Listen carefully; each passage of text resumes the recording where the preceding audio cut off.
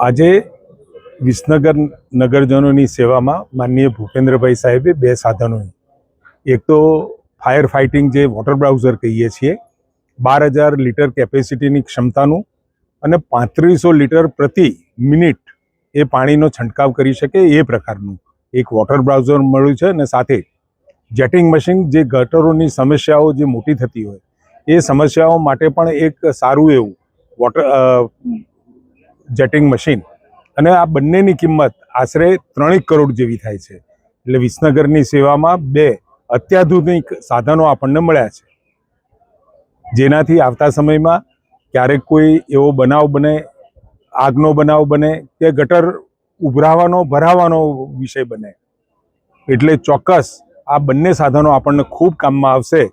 અને તાજેતરમાં પણ વિસનગરમાં જે વિકાસના કામો ચાલી રહ્યા છે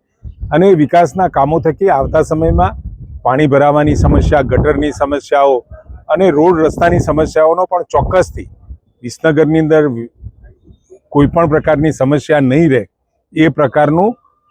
આવતી દિવાળી સુધીમાં જે આપણો ઓવરબ્રિજ બની રહ્યો છે, overbridge, bypass, Vijapur 4 lane, Visnagar Mehsana જે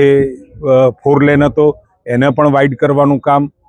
સાથે વાઇડ કરવાનું તો ખરું પરંતુ એની સાથે રોડ ઉપર આવતા પાણીનો પણ નિકાલ એ ચેનલ મારફત થાય એ પ્રકારની વ્યવસ્થાઓ વિસનગરમાં અનેક વિકાસના કામો માનનીય ભૂપેન્દ્રભાઈ સાહેબની સરકારમાં આપણને મળી રહ્યા છે અને એનો ચોક્કસ લાભ આપણને મળવાનો છે. અને સાથે વાયર ફ્રી સિટી બનાવવા તરફ પણ આપણું વિસનગર અગ્રેસર છે.